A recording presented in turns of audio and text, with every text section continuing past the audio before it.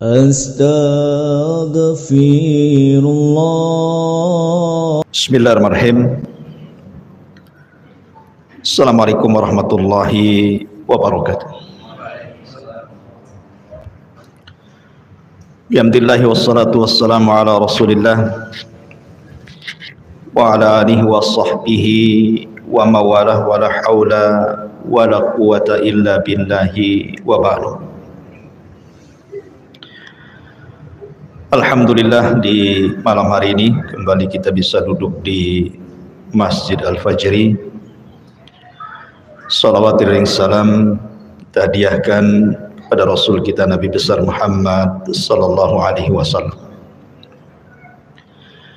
Kita lanjutkan kajian kita masih membahas Qasasul Anbiya, kisah-kisah para nabi. Dan kita masih meneruskan kisah Isa bin Maryam di dalam Al-Quranul Karim. Kalau minggu yang lalu kita menukil dari surah Maryam tentang kelahiran Isa bin Maryam dan begitu seterusnya, maka malam ini kita akan membahas surah Al-Maidah ayat 110 dan seterusnya. Ini lanjutan daripada kisah Isa ibnu Maryam. Dan malam ini kita akan fokus membahas tentang mukjizat Isa ibnu Maryam sampai diangkatnya ke langit dan begitu seterusnya. A'udzubillahi minasyaitonir rajim. Bismillahirrahmanirrahim. Idz qala Allahu ya Isa ibn Maryam udhkur ni'mati 'alaika wa 'ala walidatika id ayyadtuka bi ruhil qudusi tukallimun nasa fil mahdi wa kahla wa idh allamtukal kitaba wal hikmata wat taurata wal injil wa idh takhluqu minat tini kahay'atit tayri biidhni fatanfukhu fiha fatakunu tayran biidhni wa tubri'ul akmaha wal abrasa biidhni wa idh tukhrijul mauta biidhni wa id kafaftu bani Israila anka id ji'tahum bil bayyinati faqala alladhina kafaru minhum inna hadha sihrun mubin. Dan ingatlah ketika Allah subhanahu wa ta'ala berfirman, wahai Isa putra Maryam, ingatlah nikmatku kepadamu dan kepada ibumu sewaktu aku menguatkan dirimu dengan Ruhul Kudus. Engkau dapat berbicara dengan manusia pada waktu masih dalam buayan ibumu dan setelah dewasa. Dan ingatlah ketika aku mengajarkan, menulis kepadamu juga hikmah Taurat dan juga Injil. Dan ingatlah ketika engkau membentuk dari tanah berupa burung dengan seizinku, kemudian engkau meniupnya lalu menjadi seekor burung yang sebenarnya dengan seizinku. Dan ingatlah ketika engkau menyembuhkan orang buta sejak lahir dan orang yang berpenyakit kusta dengan izinku. Dan ingatlah ketika engkau mengeluarkan orang mati dari kuburan menjadi hidup, semua dengan izinku. Dan ingatlah ketika aku menghalangi Bani Israel dari keinginan mereka membunuhmu, dikala waktu engkau mengemukakan kepada mereka keterangan-keterangan yang nyata, lalu orang-orang kafir di antara mereka berkata, ini tidak lain hanyalah sihir yang nyata. Al-Maidah ayat 110. Taib ma'asyiral muslimin yang dimuliakan Allah subhanahu wa ta'ala, pada surah Al-Maidah ayat 110 ini Allah subhanahu wa ta'ala menjelaskan tentang beberapa mukjizat yang Allah anugerahkan kepada Isa. Ingat bahwa mukjizat itu khusus bagi para nabi. Karena keanehan dunia itu sering saya katakan ada yang sifatnya irhasat, ada juga mukjizat, ada juga karamah, ada juga maunah, ada juga al-ihanah. Itu semua istilah-istilah keanehan. Adapun irhasat adalah keanehan yang biasanya diberikan kepada para nabi sebelum diangkatnya. Seperti Nabi SAW sebelum lahir terjadi perang gajah dan Allah kirim azab kepada Abraha. Itu namanya irhasat. Adapun mukjizat itu keanehan setelah diangkatnya. Kalau setelah diangkat jadi nabi dan rasul kemudian muncul keanehan disebut mukjizat. Kemudian di sana ada karamah. Karamah itu keanehan yang diberikan kepada wali-wali Allah Subhanahu wa taala. Kemudian di sana ada maunah. Pertolongan Allah Subhanahu wa taala yang tidak disadari kepada orang-orang yang beriman.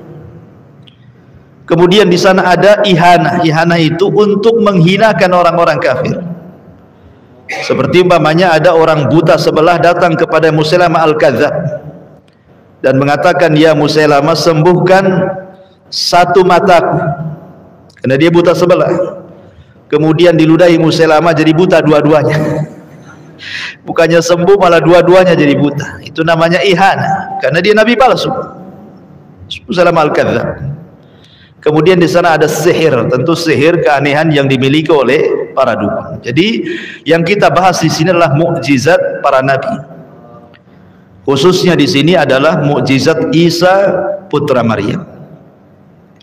Dari surah Al-Maidah ini ayat 110 ada beberapa mukjizat yang diterangkan dalam Al-Qur'an tentang mukjizat Nabi Musa. Yang pertama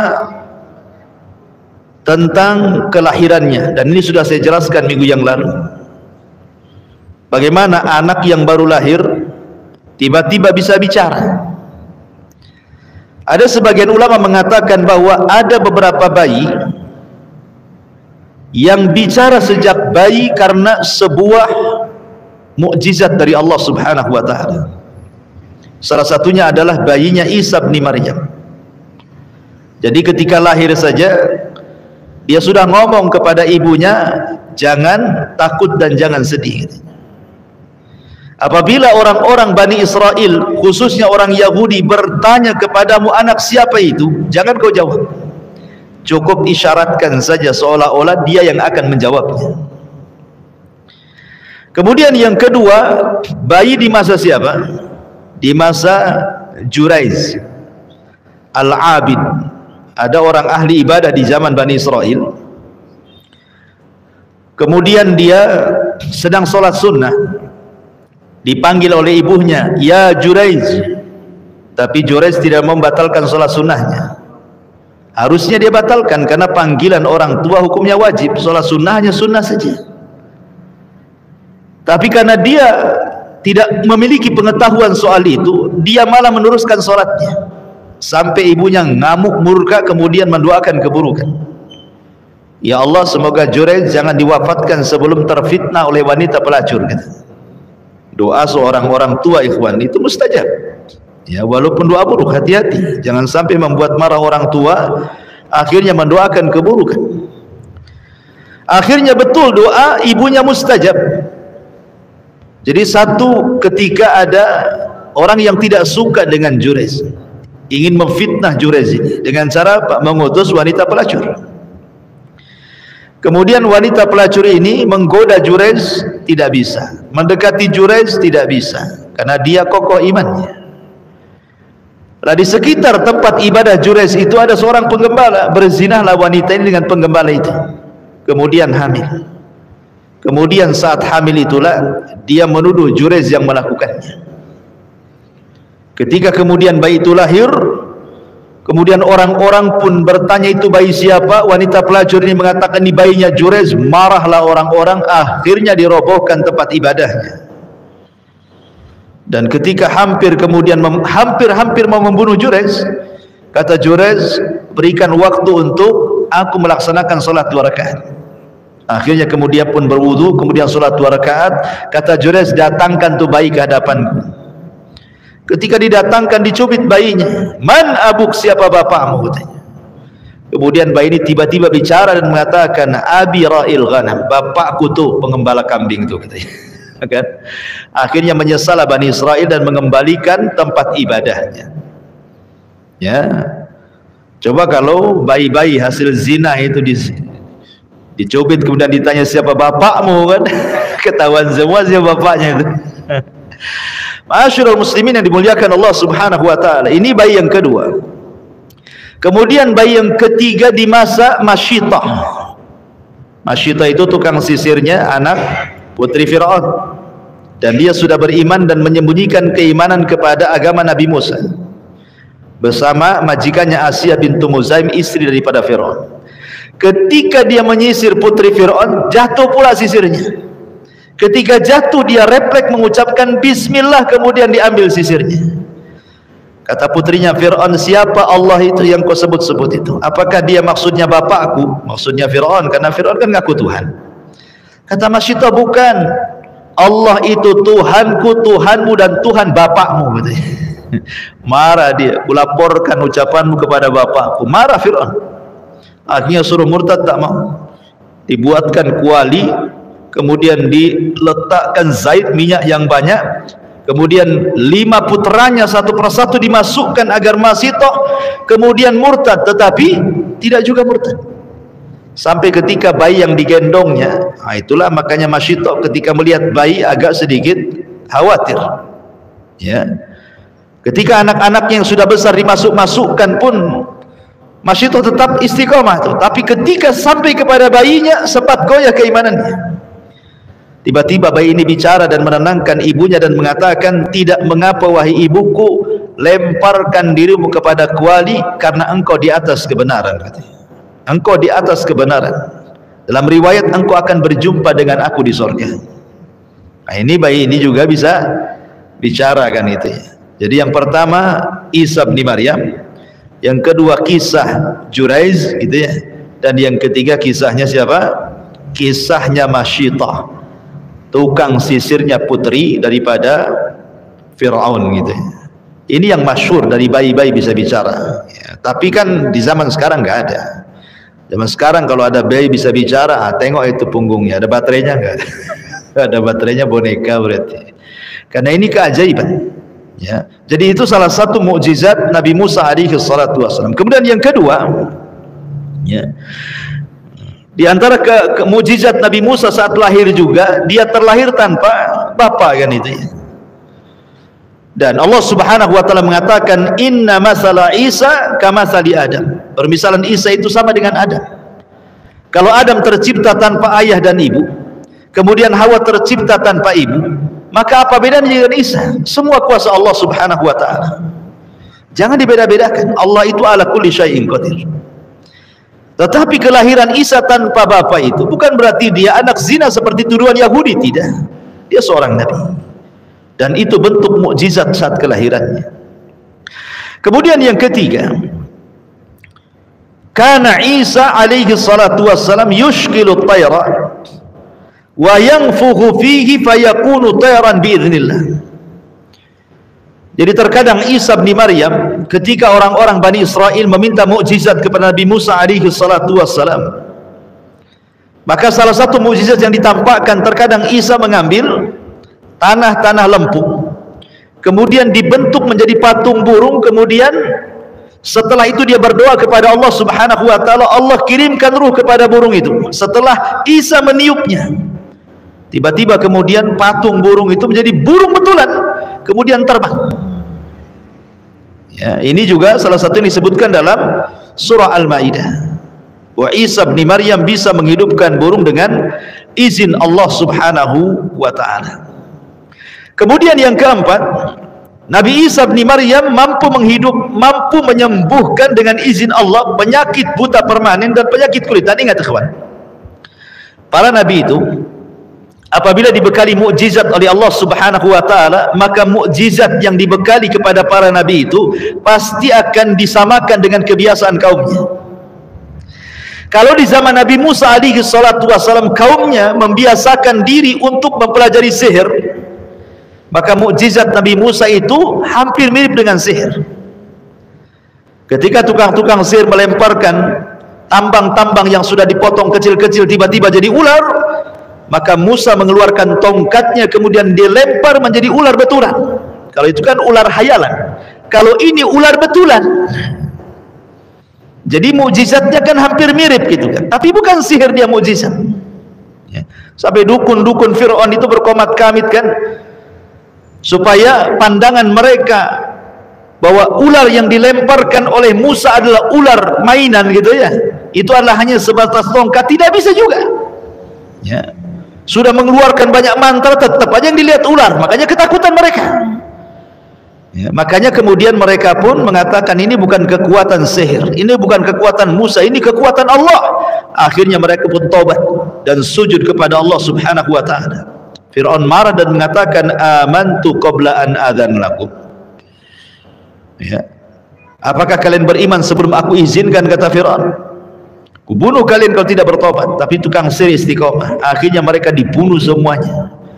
Abdullah ibn Abbas mengatakan, lihat tukang-tukang sihir Fir'aun itu, di pagi hari mereka tukang sihir yang jahat, di sore hari mereka sudah menjadi syuhada yang baik katanya, karena mati syahid di tangan Fir'aun. Ya. Lah begitu juga Nabi SAW diberikan mukjizat dalam berupa Al-Quran gitu ya, banyak mukjizat Rasul itu. Bahkan terbanyak mukjizat yang diberikan Allah kepada Nabi SAW. Kenapa? Karena para nabi itu diutus kepada kaumnya saja. Tapi Nabi itu kan diutus kepada semua manusia, makanya mukjizatnya macam-macam. Dan yang paling besar adalah Al-Quran. Kenapa? Karena di zaman itu orang-orang Arab khususnya, mereka sedang berbangga dengan syair, dengan bahasa. Diturunkan Al-Quran yang bahasanya sangat tinggi, yang tidak bisa ditandingi oleh syu'arah, para ahli syair atau para pujangga. Lah di zaman Nabi Isa itu justru kebiasaan kaumnya adalah mereka suka meracik obat. Ya, jadi perobatan itu sudah menjadi pekerjaan mereka, sehingga kemudian mereka mendapatkan racikan-racikan herbal mampu mengobati penyakit yang dulunya dianggap luar biasa, sekarang dianggap penyakit biasa karena sudah ditemukan obat-obatannya. Makanya mereka pakar-pakar pengobatan. Makanya kebanyakan mukjizat Nabi Isa itu berkaitan dengan perobatan, menyembuhkan orang buta, menyembuhkan orang lepra, bahkan menghidupkan orang mati. Nanti saya akan sebutkan. Ya. Tapi yang jelas bahwa Nabi Musa alaihi salatu was, Nabi Isa alaihi salatu wassalam mampu mengobati orang buta permanen. Maksudnya buta permanen itu sejak lahir dia buta, diusap meleklah matanya. Kalau kulitnya penuh dengan penyakit, diusap hilang semua, menjadi bersih kulitnya. Dan itu mukjizat Nabi Isa alaihi salatu wassalam yang juga disebutkan dalam surah Al-Maidah 110 ini. Termasuk juga yang nomor 5, Ihya'u Isa lil mauta. Isa menghidupkan orang mati. Memang di dalam Al-Quran atau dalam hadis Nabi SAW tidak disebutkan siapa-siapa yang dihidupkan oleh Isa itu. Hanya diisyaratkan saja kan, isyaratnya ada dalam Quran bahwa Isa itu diantara mukjizatnya mampu menghidupkan orang mati. Tetapi disebutkan oleh Al-Imam Al-Baghawi dari riwayat Abdullah ibn Abbas radhiyallahu anhuma tentang kisah 4 orang yang pernah dihidupkan oleh Isa bin Maryam. Dan itu dinukilkan sekali lagi oleh Imam Al-Baghawi dalam tafsirnya dari Abdullah ibn Abbas radhiyallahu anhuma, kana ahya arba'ata anfusin. Isa pernah menghidupkan 4 manusia. Pertama namanya Azir, namanya Azir. Azir ini kawan dekat Nabi Isa alaihi salatu wassalam. Tetapi tempatnya jauh. Ya, kalau saya analogikan seperti ini, saya di sini, saya punya kawan di Padang atau di Medan gitu ya, atau mungkin jangan jauh-jauh lah, Tanjung Pinang atau Tanjung Uban gitu ya. Jadi kawannya ini, si Azir ini, kawannya Nabi Isa bin Maryam, sakit parah. Akhirnya kemudian ingin memberitahu Isa bin Maryam tentang kondisi teman yang baik ini. Rupanya sakitnya memarah, akhirnya meninggal. Jadi kemudian saudari perempuannya berjalan dari tempatnya menuju Isa itu sampai 3 hari itu. Maka setelah Isa tahu temannya meninggal, dia bergegas langsung menuju temannya setelah 3 hari kematiannya itu. Akhirnya kemudian Isa ibni Maryam datang langsung ke kuburannya, kemudian berdoa kepada Allah Subhanahu wa taala agar Allah Subhanahu wa taala menghidupkan Azir ini, karena dia teman baiknya. Fa kharaja min qabrihi wa baqiya wa waladalahu. Rupanya tiba-tiba kuburannya belah, keluar pula orangnya dari dalam kuburan itu, dan dia pun sempat hidup lama dan punya anak. Kata Imam Al-Baghawi yang dikeluarkan oleh Abdullah ibn Abbas radhiyallahu anhu. Ini yang pertama. Ya. Yang kedua disebutkan adalah Ibnu Al-Ajuz. Ibnu Al-Ajuz, anak orang yang sudah tua. Jadi ada orang tua punya anak meninggal, ya. Jadi sebutkan marra bihi mayitan ala Isa bin Maryam ala saririn yahmilu. Jadi orang tua ini punya anak satu-satunya. Jadi dia membawa anak yang masih kecil ini, yang meninggal ini, yang dibungkus dengan kain, ya, hendak dikuburkan. Tiba-tiba di tengah jalan berpapasan dengan Isa bin Maryam, ya. Maka kemudian Isa bertanya, itu siapa? Maka Ajuz ini, orang tua ini, mengatakan, itu anakku. Ini anakku, katanya. Ini anak satu-satuku, aku sayang dengan dia. Bisa enggak engkau mengobatinya, mengembalikan ruhnya, gitu. Karena melihat sayangnya orang tua kepada anaknya yang sudah meninggal itu, pada Allahu Isa, maka Isa pun berdoa kepada Allah Subhanahu wa taala. Kemudian Isa pun membentangkan sarirnya, membentangkan kainnya, membuka jasad anaknya itu. Kemudian tiba-tiba anak itu bergerak, ya. Akhirnya kemudian dia pun hidup lagi, ya. Kemudian juga yang ketiga, Ibnatu Al-Azir, anak daripada Azir. Kisah yang pertama kan, Azir dulu mati, dihidupkan. Sekarang anaknya mati, dianya hidup, ya. Jadi dia akhirnya mengkontak Isa bin Maryam karena dia pernah dihidupkan dari kematiannya. Jadi dia ingin anaknya sama gitu, ya. Anaknya sakit parah kemudian meninggal, maka dia datang kepada Isa bin Maryam supaya dihidupkan. Akhirnya dihidupkan kembali atas izin Allah Subhanahu wa taala. Lah, tuduhan-tuduhan Bani Israel kepada Isa bahwa dia bisa menghidupkan orang mati, jangan-jangan Isa ini sudah ada kerjasama. Mungkin pura-pura, atau mungkin dalam istilah kita settingan gitu kan, bisa saja kan. Kayak kemarin dukun-dukun itu kan, dukun settingan kan, yang ramai dukun settingan kemarin itu kan. Jadi Bani Israel ini menuduh bahwa ini settingan Isa, jangan-jangan sudah kerjasama dengan si Aziz, ya, atau kerjasama dengan Ibnu Ashur dan begitu seterusnya gitu, Ibnu Azuz itu, ya. Akhirnya mereka mengatakan kepada Isa bin Maryam, kami nggak yakin kalau engkau bisa menghidupkan orang mati, gitu. Kalau engkau memang betul-betul seorang nabi yang mampu menghidupkan orang mati karena izin Tuhanmu, saya atau kami, kata Bani Israel, khususnya orang Yahudi, sekarang hidupkanlah Syam putra Nuh alaihi salam. Syam putra Nuh ini jarak Nabi Isa dengan Nabi Adam, nah berapa tahun itu? Kan jauh jaraknya kan. Ini kan ceritanya anak Nabi Adam, Syam, Ham, Yafis nih kan, yang ada di perahu itu, ya. Sementara Isa ini kan Rasul terakhir dari Rasul-Rasul Bani Israel kan itu. Jadi jaraknya kan penuh. Boleh jadi kalau datang ke kuburannya sudah nggak ada lah isinya kuburan itu. Tetapi tidak ada yang mustahil bagi Allah Azza wa Jalla. Dalam riwayat bahwa suatu ketika Isa ini sedang bercerita tentang kisah Safinah yang ditunggangi oleh Nuh dan juga anak-anaknya. Jadi Isa ini bercerita soal Nuh, kemudian sampai kepada perahunya.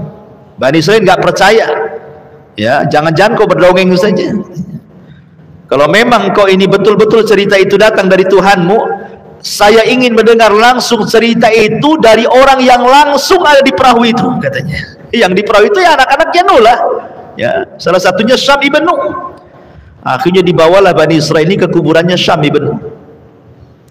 Kemudian ketika sampai di kuburannya Syam ibn Nuh, kemudian Isa bin Maryam berdoa kepada Allah Subhanahu wa taala, tiba-tiba kemudian kuburan itu belah, keluar Syam ibn Nuh itu. Kemudian untuk memastikan ditanya, siapa namamu? Saya Syam ibn Nuh. Oh, betul dia Syam ibn Nuh. Kemudian dia pun menceritakan di hadapan Bani Israel. Ketika itu kemudian dia pun meminta kepada Isa untuk diwafatkan, tetapi jangan sampai mengalami sakaratul maut, karena itu sakit yang luar biasa. Akhirnya diwafatkan kembali, ya. Ini diantara 4 kisah yang disebutkan oleh Al-Imam Al-Baghawi dari Abdullah ibn Abbas radhiyallahu anhuma. Ada juga kisah yang sama yang disebutkan oleh Al-Imam As-Suyuti dalam kitabnya Darul Mansur. Jadi suatu ketika ada seorang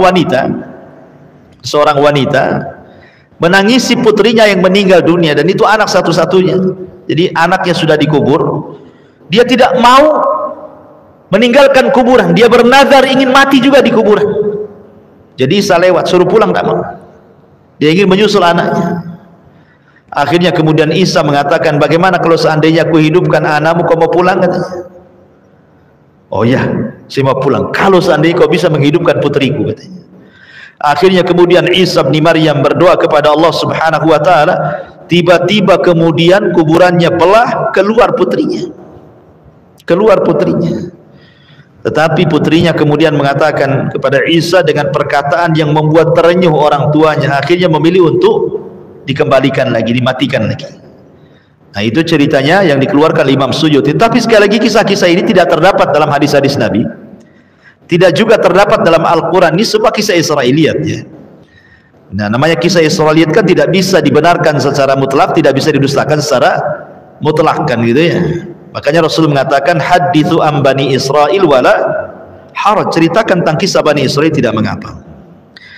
Taib, masyarul muslimin yang dimuliakan Allah Azza wa Jalla. Kemudian pada ayat 111-nya Allah Subhanahu wa taala berfirman, wa id auhaitu ilal hawariyyin an aminu bi wa bi rasuli qalu amanna wa syhad bi annana muslimun. Dan ingatlah ketika aku ilhamkan kepada pengikut-pengikut Isa yang setia, yang disebut dengan Hawariyun, berimanlah kamu kepadaku, berimanlah kamu kepada Rasulku. Mereka menjawab, kami telah beriman, dan saksikanlah wahai Rasul bahwa kami adalah orang-orang yang berserah diri. Hawariyun adalah istilah yang diistilahkan untuk murid-murid setia Nabi Isa bin Maryam. Jadi kalau dalam sahabat-sahabat Nabi SAW itu ada yang disebut dengan al-mubashiruna, al-asharatu al-mubashiruna bil jannah. Ada 10 sahabat yang dijanjikan masuk surga, gitu. Orang-orang khususnya Nabi. Lah Isa bin Maryam itu punya orang-orang khusus namanya Hawariyun. Mereka lah orang-orang khusus, orang-orang khulas, orang-orang yang betul-betul dekat dengan Isa bin Maryam dan bisa diandalkan, di mana Isa banyak menurunkan ilmu kepada mereka, orang-orang Hawariyun ini. Dan dalam sebuah hadis Nabi SAW mengatakan, Az-Zubair ibnu ammi wa hawari. Zubair itu anak pamanku dan dia adalah sahabat yang paling setia denganku. Dan setiap umat punya Hawariyun, dan aku pun punya Hawariyun, Zubair ibnu Awam radhiyallahu anhu. Bahkan Nabi SAW bersabda dalam sebuah hadis yang dikeluarkan Imam Muslim dari Abdullah ibn Mas'ud radhiyallahu anhu, ma min nabiyyin ba'athahu Allahu fi ummati qabli illa kana lahu min ummatihi hawariyun wa ashab. Tidaklah seorang nabi yang diutus oleh Allah pada umat sebelumku melainkan dia memiliki pembela yang disebut dengan Hawariyun dan sahabat-sahabat yang setia. Ya'khuduna bi sunnatihi wa yaqtaduna bi amrihi. Mereka berpegang teguh dengan sunnah-sunnah nabinya dan mengikuti perintah-perintahnya. Dari sini menunjukkan bahwa Hawariyun adalah istilah sahabat-sahabat setia bagi Isa bin Maryam. Dan disebutkan oleh Imam Ibnu Ishaq rahimahullahu ta'ala, pakar sejarah, bahwa jumlah Hawariyun yang ada di sekitar Isa, maksudnya sahabat-sahabat khusus itu, jumlahnya 12 orang. Ya, 12 orang pilihan. Ya, yang disebutkan oleh beliau nama-namanya memang agak aneh-aneh namanya. Yang pertama namanya Yakobus. Yakobus. Kemudian yang kedua Yohanes, ma'ruf, yang kemudian mencatat ataupun mengarang kitab Injil, kan, Injil Yohanes, kan, itu termasuk Hawariyun Isa.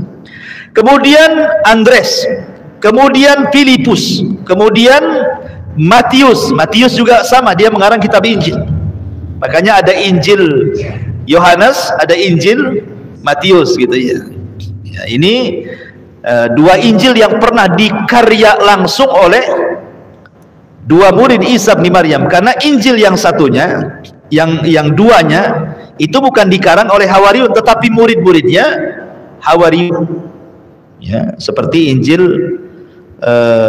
ada Matius, ada apa namanya tadi, Yohanes, ada Matta, gitu ya. Injil Matta ini dia bukan Hawariyun, dia murid-muridnya Hawariyun, mungkin bahasa kitanya tabi'in.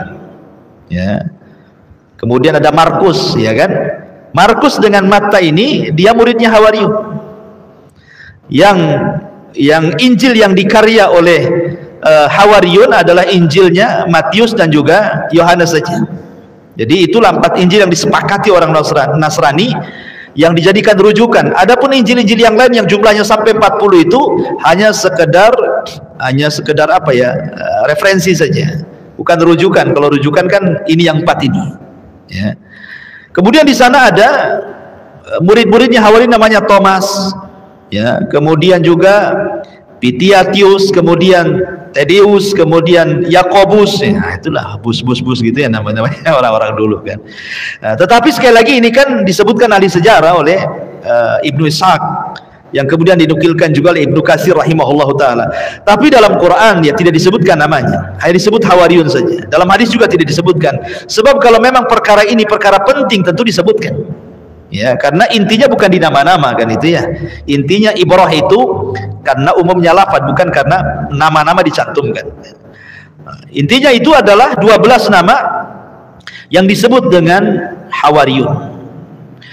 Lah, orang-orang Hawariyun ini suatu ketika pernah meminta sesuatu kepada Nabi Isa, minta mukjizat yang jauh lebih besar yang selama ini sudah mereka saksikan. Ya, bukan yang selama ini kan mereka saksikan menghidupkan orang mati, kemudian juga menyembuhkan penyakit lepra, kemudian menyembuhkan buta permanen, kemudian juga menghidupkan burung dan begitu seterusnya, ya, dari tanah. Mereka ingin mukjizat yang sifatnya spektakuler. Ya, apa itu mukjizat spektakulernya? Idz qala al-hawariyuna ya Isa ibn Maryam hal yastati'u rabbuka an yunazzila alaina ma'idatan minas sama, qala ittaqullaha in kuntum mu'minin. Ingatlah ketika Hawariyun, para pengikut setia Isa, berkata, wahai Isa bin Maryam, apakah Rabbmu sanggup, ya, untuk menurunkan kepada kami ma'idatan minas sama, hidangan makanan langsung turun dari langit untuk kami, katanya. Coba bayangkan, ini tidak ada kaitan dengan perobatan ini.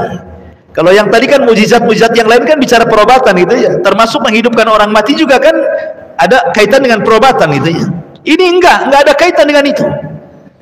Mereka minta mujizat yang lain.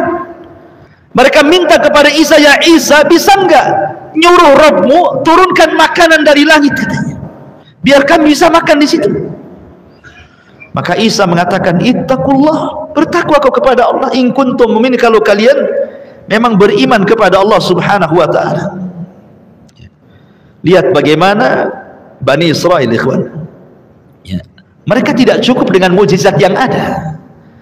Padahal kurang apa, mujizat yang ada itu kan sudah luar biasa kan, menghidupkan orang mati gitu ya, kemudian menyembuhkan penyakit buta permanen, menghidupkan penyakit kulit, mampu kemudian menjadikan burung yang terbuat dari lempung kemudian bisa hidup jadi burung beneran. Kemudian di masa kecil Isa bisa bicara, bahkan Isa bisa menghabarkan sesuatu di rumah-rumah orang-orang persis dengan habarnya. Jadi kalau dia ngomong, di rumahmu ada kulkas ya? Ada. Dalam isi kulkasmu ada jeruk ya? Oh iya betul. Nah, dalam kulkasmu ada ini ya? Pokoknya semua isi rumah dia bisa mengatakan, tahu bahwa isi rumah itu apa isinya. Rupanya tidak cukup dengan mujizat Isa itu, mereka minta yang lebih daripada itu. Makanya Isa mengingatkan, ittaqullah, hati-hati kalian, bertakwa kalian kepada Allah. Kalau kalian memang beriman kepada Allah Subhanahu wa taala. Di sini ma'asyiral muslimin yang dimuliakan Allah Azza wa Jalla, tetapi Isa bin Maryam tidak menolak permintaan mereka.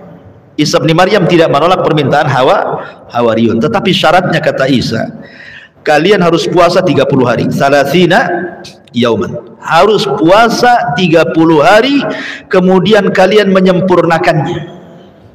Akhirnya kemudian Hawariyun pun mereka puasa 30 hari. Setelah berpuasa ke 30 harinya itulah, ingat, Isa bin Maryam ketika itu memberikan syarat kepada Bani Israel, khususnya kepada orang Yahudi. Lihat bagaimana syaratnya, disebutkan dalam ayat selanjutnya. Qala Isa bin Maryam, Allahumma rabbana anzil alaina ma'idatan minas sama' takunu lana idan li awwalina wa akhirina wa ayatan minka warzuqna wa anta khairur raziqin. Qala Allah, inni munazziluha alaikum faman yakfur ba'du minkum fa inni u'adzibuhu adzaban la u'adzibuhu ahadan minal alamin. Isa pun kemudian berdoa kepada Allah, ya Tuhan kami, turunkanlah kepada kami hidangan dari langit yang akan menjadi hari raya bagi kami, yaitu bagi orang-orang yang sekarang bersama kami maupun yang datang setelah kami, dan menjadi tanda bagi kekuasaan Engkau ya Rabb. Berilah kami rizki dan Engkau sebaik-baik pemberi rizki. Allah berfirman, sungguh aku akan menurunkan hidangan itu kepadamu wahai Isa, tetapi barang siapa yang kafir setelah ini, kufur dengan nikmat yang kuturunkan, maka aku akan mengazab dia dengan azab yang belum pernah siapapun kuazab sebelumnya di alam semesta ini. Syaratnya apa? Kata Isa bin Maryam seolah-olah ingin mengatakan, baik ya, aku akan meminta kepada Allah Subhanahu wa taala atas permintaan kalian, tapi ingat, setelah Allah kabulkan permintaan kalian, karena ini nikmat dari Allah ya, langsung makanan turun dari langit, nikmat yang besar, dan kalian menyaksikannya. Kalau sampai kalian kufur lagi setelah mukjizat yang terakhir ini, ingat, Allah akan mengazab kalian dengan azab yang belum pernah siapapun diazab sebelumnya di alam semesta ini. Dari sini terjadi silang pendapat antara para ulama tafsir. Menurut Imam Mujahid dan juga menurut Imam Hasan Al-Basri rahimahullahu ta'ala, bahwa hidangan dari langit itu tidak terjadi. Hidangan yang dari langit itu tidak terjadi turun. Kenapa? Karena mereka ketakutan. Orang-orang Hawari ini ketakutan, karena Nabi Isa mengancam kan itu, kalau sampai kufur setelah hidangan ini turun, habis kalian. Kalian akan diazab yang belum pernah siapapun diazab di alam semesta ini. Ketakutan Hawariyun akhirnya meminta agar tidak usah diturunkan. Ini satu pendapat. Salah satu yang berpendapat ini adalah Imam Mujahid dan juga Hasan Al-Basri. Tapi pendapat mayoritas ulama mengatakan tidak, bahkan hidangan itu turun. Kenapa dalilnya? Karena Allah yang mengatakan inni munazziluha, kata Allah, aku akan turunkan. Artinya memang turun. Dan ini pendapat yang kuat. Jadi betul-betul hidangan itu turun dari langit. Ma'asyiral muslimin yang dimuliakan Allah Azza wa Jalla, ketika betul-betul kemudian disebutkan, ketika betul-betul hidangan itu turun dari langit, ada yang mengatakan, ikhwan, hidangan itu, permintaan hidangan turun dari langit itu hari Ahad. Makanya kenapa Isa bin Maryam meminta kepada Allah bahwa kalau seandainya hidangan ini turun dari langit ke bumi, takunu lana idan li awwalina wa li akhirina, kan itu akan kami jadikan turunnya hidangan ini menjadi hari ulang tahun kami. Makanya orang-orang Nasrani sampai hari ini menjadikan idnya hari Ahad, kan, setiap hari Ahad mereka, kan. Kalau Islam hari Jumat, kalau Yahudi hari Sabtu, kan itu ya. Jadi kejadian ini terjadi di hari Ahad. Dan Isa meminta kepada Allah untuk dijadikan id, hari raya kami, orang-orang Nasrani, ya. Untuk kami yang masih hidup dan untuk orang setelahnya. Ya, orang setelahnya orang Nasrani hari ini lah kita lihat, kan. Mereka juga merayakan setiap hari Ahad gitu ya. Karena ada juga yang mengatakan bahwa turunnya makanan itu pagi dan petang. Ya, jadi pas waktunya makan turun pagi dan juga petang, dan disebutkan dalam sebuah riwayat, ikhwan, bahwa makanan itu bisa dimakan bukan hanya Hawariyun yang makan, tapi ribuan Bani Israel makan dari situ. Jadi orang-orang fakir, orang-orang miskin gitu ya, berdatangan kepada makanan itu, kemudian mereka makan.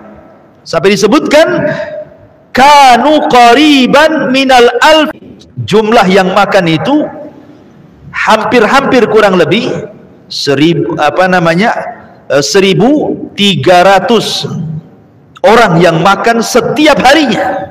Setiap pagi makan sebanyak itu, nanti malamnya juga segitu. Dan itu masih nyampur antara orang miskin, orang kaya ikut makan di situ. Ya. Akhirnya kemudian Nabi Isa membatasi bahwa yang makan hanya orang fuqara wal masakin saja, orang-orang fakir miskin saja. Akhirnya orang-orang munafik itu yang mereka kaya pura-pura miskin, kemudian mengambil makanan itu dan menyembunyikannya. Akhirnya Allah kutuk mereka menjadi babi-babi. Naudzubillah. Ya, ada yang mengatakan seperti riwayat Bani Israel, riwayat Israiliyat. Ya. Tapi intinya bahwa di sini Isa bin Maryam ketika diminta agar hidangan itu turun dari langit, maka Isa bin Maryam tidak menolak dan dia berdoa kepada Allah. Apa doanya? Allahumma Rabbana anzil alaina ma'idatan minas sama takunu lana idan li awwalina wa akhirina wa ayatan minka warzuqna wa anta khairur razikin. Allahumma itu artinya ya Allah. Kita kan sering berdoa pakai Allahumma, artinya ya Allah. Ada yang mengatakan bahwa Allah itu Ismul Azam. Ismul Azam itu ada yang mengatakan Allah, Al-Hayyu, Al-Qayyum, dan begitu seterusnya. Di mana siapapun berdoa yang menggunakan Ismul Azam pasti mustajab. Ya. Kemudian juga kata-kata Rabbana. Hampir semua doa para nabi, ikhwan, mereka mendahulukan dengan kalimat Rabb. Semua para nabi. Kita lihat dalam Al-Quran contoh saja, doanya Nabi Daud, Rabbana afrig alaina sabra. Rabbana, ya Rabb kami, berikan kepada kami kesabaran. Doanya Nabi Zakaria, Rabbi la tadhar fardan wa anta khairul warithin. Ya Rabb, jangan tinggalkan aku sendirian, berikanlah keturunan kepadaku. Kemudian doanya Nabi Ayub, ya, doanya Nabi Ibrahim alaihi salatu wasallam, Rabbi ij'al hadza baladan amina. Ya Rabb, jadikan negeri ini negeri yang aman. Dan begitulah ikhwatu fiddin yang dimuliakan Allah azza wa jalla, semua lafaz-lafaz dalam Al-Quran tentang lafaz-lafaz doa para nabi selalu dimulai dengan kata-kata ya Rabb. Kenapa? Apa rahasianya dari kalimat Rabbana, ya Rabb? Karena siapapun ikhwan yang meminta kepada Allah subhanahu wa ta'ala dan menyebut kalimat ya Rabb, maka semua keinginan kita dipenuhi Allah. Karena kita mengakui rububiyah Allah subhanahu wa ta'ala. Arti Rabb itu artinya Allah yang menguasai, Allah yang memiliki, Allah yang mengatur, Allah yang kasih rizki, Allah yang kasih mati, Allah yang kasih hidup. Itulah kalimat ya Rabb. Kita mengakui rububiyah Allah. Makanya dalam berdoa dahulukan kalimat ya Rabb, ya Rabb, ya Rabb gitu ya. Karena itu meyakini rububiyah Allah azza wa jalla. Kemudian Nabi Isa bin Maryam berdoa lagi, Allahumma ya Rabb anzil alaina ma'idatan minas sama, turunkan kepada kami sebuah makanan atau hidangan langsung dari langit. Subhanallah, Nabi Isa memerinci. Kan Isa bisa saja ngomong, ya Rabb turunkan makanan, cukup sampai di sini. Tapi dia mengatakan apa? Ya Rabb turunkan makanan langsung dari langit, supaya aku jadikan turunnya itu sebagai id untuk orang-orang yang hidup selama ini dan untuk orang-orang yang setelahnya, dan engkau sebaik-baik pemberi rizki. Ikhwan, makanya perlunya di sini antum kalau berdoa itu kepada Allah Subhanahu wa taala, doalah dengan kesungguhan dan rinci. Ya. Contoh umpamanya anak kita sakit nih. Antum berdoa kepada Allah, ya Rabb sembuhkanlah anakku. Ya. Engkau maha tahu bagaimana tangisan dia, rasa sakit dia, bagaimana kami orang tuanya yang sayang kepada dia. Begitu rinci. Ya. Supaya Allah tahu sebenarnya, tetapi dengan rincian-rincian itu menunjukkan bahwa kita ini betul-betul ingin dikabulkan, gitu maksudnya. Ya. Jadi dengan kita mendoakan, ya Allah sembuhkanlah orang tuaku, kau tahu bahwa dia satu-satunya orang tuaku, aku sayang dengan dia, aku tahu bagaimana rasa sakit dia, ya Allah tolong sembuhkan dia, itu maksudnya. Supaya betul-betul kita meminta kesembuhan, sebagaimana Isa di sini meminta dengan sangat rinci kepada Allah Subhanahu wa taala, dan itu adab doa namanya. Ada tadarru, merendahkan diri, inkisar, karena dijelaskan bahwa Isa bin Maryam ini saat berdoa dia mengambil pakaian yang lusuh yang biasa dipakai oleh fuqara wal masakin, kain yang biasa dipakai orang miskin, seolah-olah dia betul-betul menjadi Abdullah, hamba Allah, tawadu di hadapan Allah, tidak menggunakan pakaian yang syuhrah, tidak. Dia pakaian-pakaian yang biasa dipakai orang-orang miskin. Kemudian dia menangis karena permintaan itu. Ya.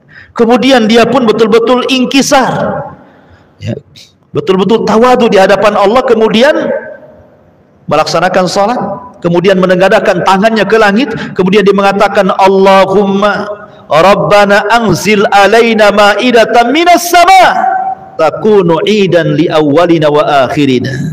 Subhanallah, ya. Ma'asyiral muslimin yang dimuliakan Allah Azza wa Jalla, dan adab doa banyak. Kalau kita membahas tentang doanya Nabi Isa nggak akan selesai, karena ini cerita tentang adab doa, ya. Itu bab lain lah. Intinya bahwa akhirnya kemudian betul-betul datang awan dari langit. Awan itu membawa makanan di baliknya. Awan itu turun dari langit. Maka semua Hawariyun dan manusia menyaksikan awan itu turun pelan-pelan ke bumi. Tiba-tiba setelah berada di hadapan Isa bin Maryam, Isa menyingkap awan itu, rupanya semua makanan. Ada yang mengatakan ada buah-buahannya, kemudian ada makanan lautnya, kemudian ada rotinya, macam-macam makanan dari Allah Subhanahu wa taala, ikhwan, yang jumlahnya begitu banyak sekali, yang bisa dimakan oleh ribuan orang. Awalnya orang-orang Hawariyun itu tidak berani mendekat, karena khawatir dia tidak bisa bersyukur dan kufur, dan dia sudah diazab, diancam dengan azab, kan gitu.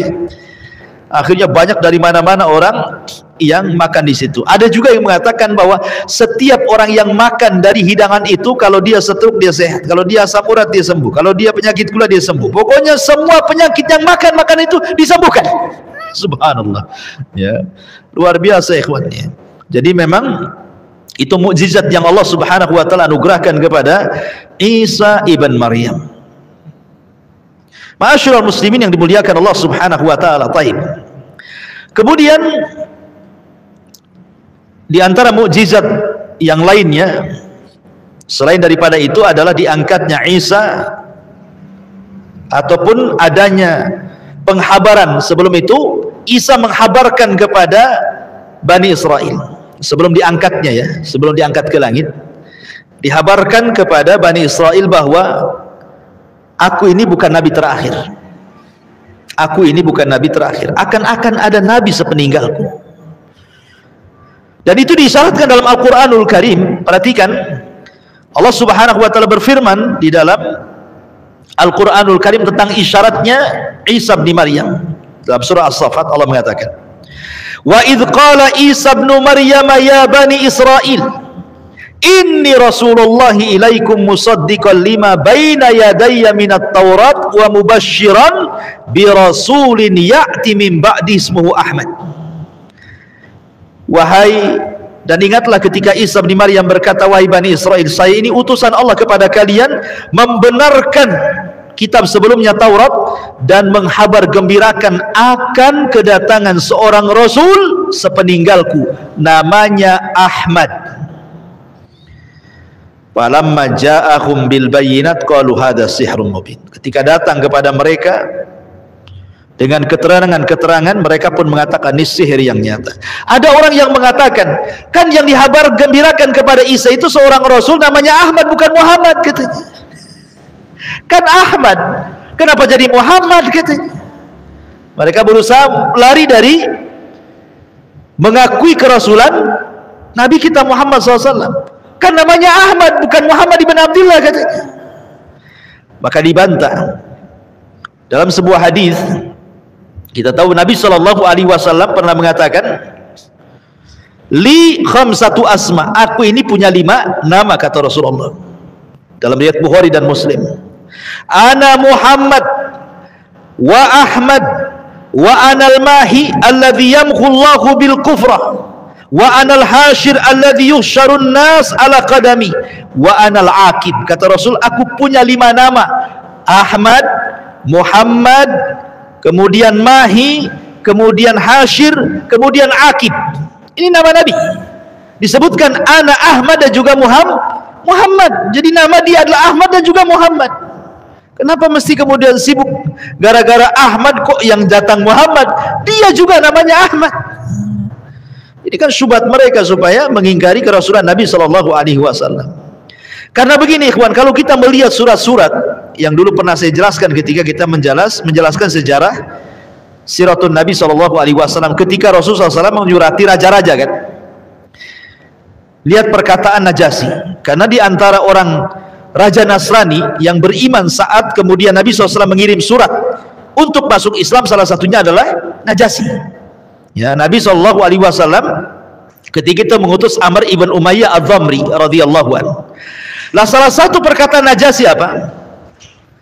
Najasyi mengatakan ketika mengumpulkan para pendetanya dan membacakan surat dari Nabi SAW, apa kata Najasyi? Wallahi ma yaziduna 'ala alladhi naqulu fihi ma yusawi hadha marhaban bikum wa biman ji'tum min indi ashhadu annahu rasulullah wa annahu alladhi najidu fil injil wa annahu alladhi basyara bihi Isa anzalu haitsu syi'tum wallahi laula ma ana fihi minal malik la ataituhu hatta akuna ana ahmil na'laihi wa uwaddi'uhu. Subhanallah. Ini perkataan Najasyi ketika mendapatkan surat dari Rasul lewat Amr ibn Umayyah Adh-Dhamri. Apa kata Najasyi? Dia mengatakan, demi Allah, ya, tidaklah menambah apa yang aku katakan di dalamnya. Maksudnya ini ngomong kepada para pendeta yang dikumpulkan di istana kerajaan Najasyi itu. Ya. Kemudian dia mengatakan, asyhadu, aku bersaksi bahwa dia adalah utusan Allah, dan sesungguhnya aku sudah mendapati dalam Injil dan Isa sudah menghabar gembirakan bahwa memang dia Nabi, katanya. Maksudnya Nabi SAW. Demi Allah, kalaulah aku bisa, kalaulah bukan karena aku seorang raja, kata dia, aku akan datang bagaimanapun caranya, kemudian aku akan bawa 2 sandalnya dan aku yang akan mewudukannya, katanya. Itu persaksian Najasyi, ya, kepada Nabi SAW, kan itu.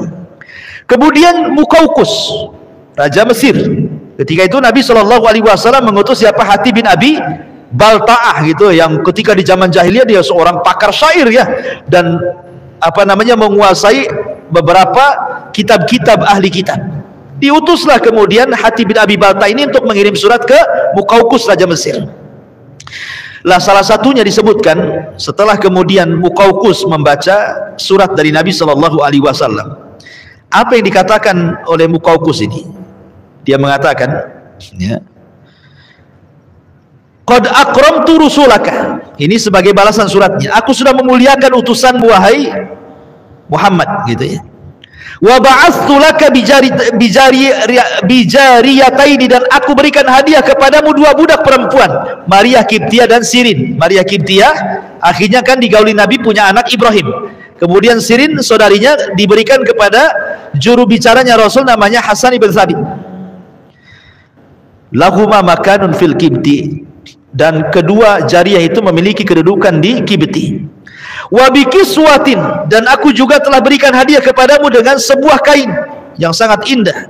Wa hadaitu ilaika baghlah, dan aku juga hadiahkan kepadamu baghlah.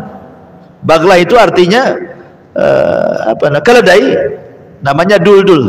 Namanya duldul ya, sebutkan itu. Kemudian dia mengatakan wassalamu alaika, dan aku ucapkan selamat kepadamu. Dan dia tidak menambah suratnya kecuali itu, dan tidak masuk Islam, tapi kan dia menghormati suratnya dengan cara memberikan hadiah dua budak gitu ya, kemudian juga kain, kemudian juga baghlah gitu ya. Nabi SAW ketika membaca balasannya dan dia pun tidak masuk Islam, apa kata Rasulullah? Dhannal khabis bimulkihi wala baqa li mulki. Kata Nabi SAW, dhannal khabis, lihat kebakhilannya si khabis, si orang jahat ini, orang jelek ini, maksudnya penguasa Mukawqis ini. Dhanna itu artinya bakhil. Kenapa? Dia takut hilang kerajaannya, padahal dia mengakui dia Nabi ya, sehingga dia tidak beriman. Karena di antara isi surat itu salah satunya, aku tahu bahwa Nabi itu masih ada, tapi aku nggak tahu bahwa Nabi itu orang Arab, aku sangka orang Syam, katanya. Dia ngomong begitu di suratnya. Makanya Rasul mengatakan dhannal khabis bi mulkihi wala baqa li mulki. Ya, dia bakhil, tidak mau mengakui padahal aku ini seorang nabi dan aku doakan akan hilang kerajaannya. Nah, betul, hilang kerajaannya. Sampai sekarang Mesir jadi kaum muslimin, tidak ada orang Nasrani di sana, kan menjadi negara Islam kan Mesir, sama dengan Indonesia. Ya kan? Begitu juga Raja Herakli ketika diutuskan, dia hampir masuk Islam tuh Herakli itu. Kalau bukan karena takut hilang jabatan, tentu dia masuk Islam. Karena dia mengatakan, sungguh kalau seandainya aku bisa mendatangi dia, katanya, aku akan sujud di kedua kakinya dan aku akan cuci kedua kakinya, katanya. Itu perkataan Herakli itu. Raja-raja Nasrani ini di zaman Nabi SAW mengakui, ya, karena memang Isa bin Maryam menghabarkan seperti itu, bahwa kan kelak akan datang seorang nabi namanya Ahmad. Ya, makanya banyak kemudian orang-orang yang beriman di zaman Rasul, orang-orang Nasrani, terutama Nasrani Najran, berbeda pula dengan orang Yahudi, banyak yang kufur. Bukan karena mereka tidak tahu, mereka tahu, tapi karena hasadnya orang Yahudi terhalang hidayah itu saja sebenarnya. Ya. Ma'asyiral muslimin yang dimuliakan Allah Azza wa Jalla. Kemudian yang terakhir, kita membahas tentang diangkatnya Isa ibnu Maryam. Kita tahu bahwa diangkatnya Isa bin Maryam, ya, Isa itu terancam nyawanya dua kali. Pertama saat kelahirannya, karena ketika itu Raja Herodus kumpul dukun-dukun, ya, ketika itu kan dia mimpi, ya, dalam mimpinya bahwa kerajaannya akan tumbang, gitu ya. Kemudian Herodus ini mengumpulkan orang-orangnya, dukun-dukunnya, paranormalnya, penasihat spiritualnya, gitu ya. Kemudian diramalkan bahwa akan lahir seorang nabi yang akan menghilangkan kekuasaannya. Akhirnya dibunuhlah bayi-bayi itu. Persis seperti di zaman Nabi Musa, Firaun membunuh bayi-bayi itu. Ya. Lah karena ketakutan ketika Maryam kemudian lahir Isa, ketakutan kalau anaknya akan dibunuh, makanya Maryam akhirnya kemudian hijrah ke mana? Ke Mesir. Sampai ketika mendengar Herodus kemudian meninggal, baru kembali ke Palestina kan itu. Kemudian yang kedua, saat ketika dia sudah besar, ketika usianya sudah 33 tahun, ketika itu kan terjadi pembunuhan kepada dua nabi, pertama kepada Yahya dan kedua kepada Zakaria, ya kan? Kemudian sang raja khawatir kalau seandainya Isa ini akan membiarkan, karena kan bagaimanapun hubungan Isa, Zakaria dan Yahya itu kan hubungan yang dekat gitu ya. Ya, Zakaria sendiri yang mengasuh ibunya. Ya, kemudian juga Isa dengan Yahya ibn Zakaria ini kan ibnu Khalah. Ya, ada hubungan kerabat. Ya, sama-sama anak daripada bibinya gitu ya. Intinya bahwa tiga orang ini, Zakaria, Isa dan Yahya ini adalah orang dekat, sama-sama tinggal di Baitul Maqdis, berdakwah di sekitar Palestina itu ya. Ketika kemudian Yahya dipenggal lehernya, kemudian dijadikan hadiah untuk wanita pelacur, maharnya wanita pelacur, kemudian setelah itu Zakaria juga dibunuh, digergaji di dalam hutan itu ya. di dalam pohon. Mereka, raja ini menyangka bahwa Isa tidak mungkin membiarkan atas kematian Zakaria dan Yahya. Sebelum itu terjadi, akhirnya mereka mengirim pasukan untuk membunuh Isa. Ketika itu Isa berada di rumahnya, sedang mengajar 12 hawariyunnya. Jibril memberitahu bahwa dia akan dibunuh. Akhirnya kemudian Isa sebelum datang para tentara ini berpesan kepada 12 hawariyun, siapa di antara kalian yang mau kuusap wajahnya, maka akan kujadikan dia temanku di sorga. Syaratnya pasti dia ditangkap, dibunuh, disalib. Hadiahnya dia akan jadi temanku di sorga. Ada yang mau? Kan gitu. Tidak ada yang mau kecuali satu orang. Asgharum, yang paling muda di antara mereka, saya wa Isa.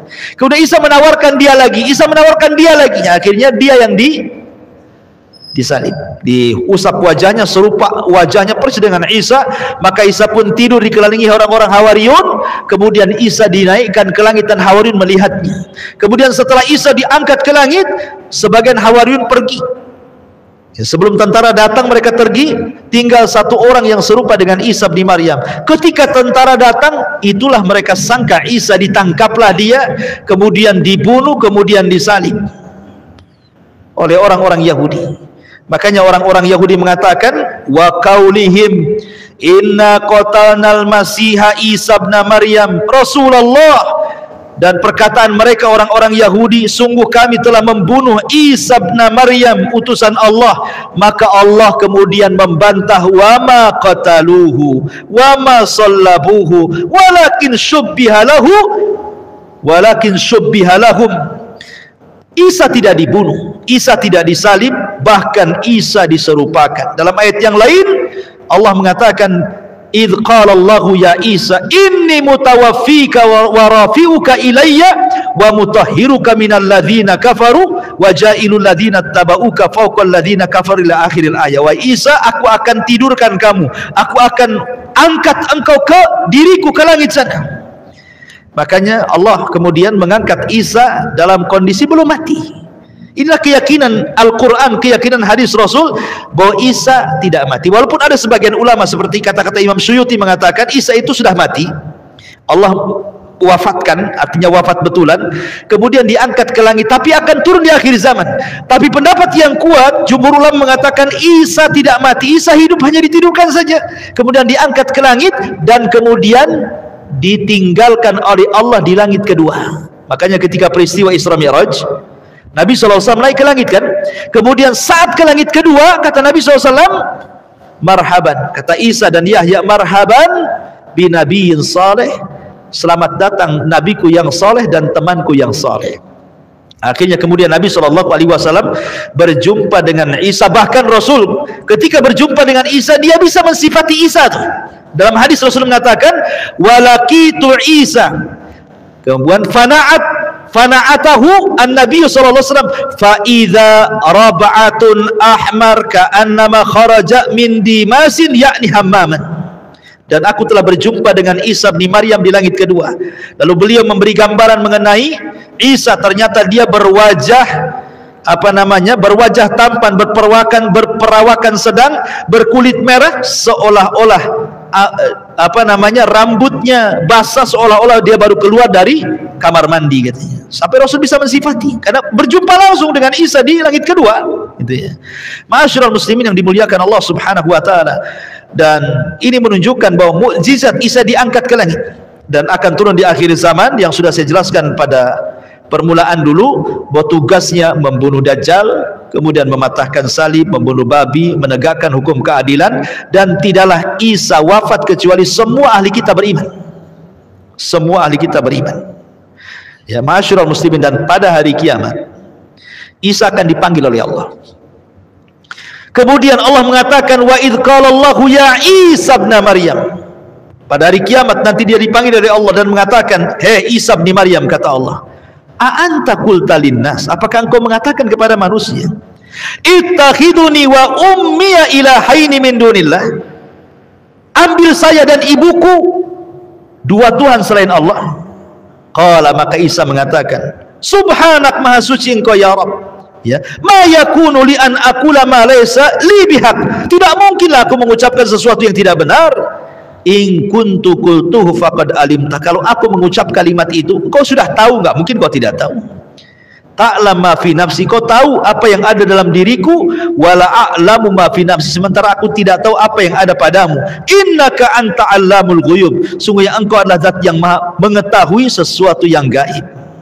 Ma qultu lahum, kata Isa, aku tidak pernah mengucapkan hal itu kepada mereka.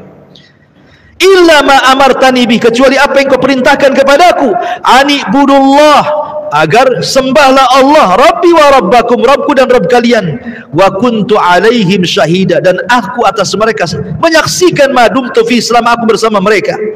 Falamma tawaffaitani, tapi kalau engkau sudah mewafatkan aku, kunta anta raqib, engkau yang mengasihi mereka, alaihim, atas mereka, wa anta ala kulli syai'in syahid, dan engkau atas segala sesuatu maha menyaksikannya.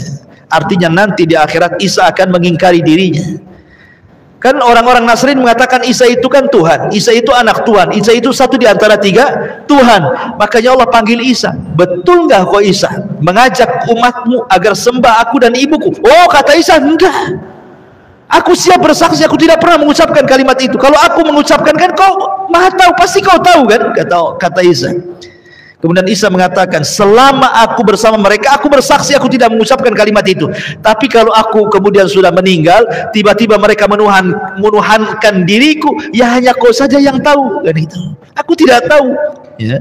Menunjukkan bahwa Isa berlepas diri dari orang-orang dan akidahnya Nasrani yang menuhankan Isa ibnu Maryam alaihi salatu wassalam. Dan kita katakan bahwa Isa adalah utusan Allah, dia nabi, dia utusan Allah, dia bukan Tuhan, dia manusia, sama dengan Nabi kita Muhammad SAW, dan dia nabi yang terakhir dari nabi-nabi Bani Israel, sementara Nabi kita Muhammad SAW nabi yang terakhir dari semua para nabi, penutup para nabi dan rasul. Wallahu a'lam bishawab. Dari sini selesailah kisah Isa ibnu Maryam alaihi salatu wassalam, 3 pertemuan, dan insyaallah kita akan melanjutkan kisah nabi berikutnya setelah Isa ibnu Maryam. Subhanakallahumma bihamdika asyhadu an la ilaha illa anta astaghfiruka wa atubu ilaik. Allahu ta'ala alam. Assalamualaikum warahmatullahi wabarakatuh.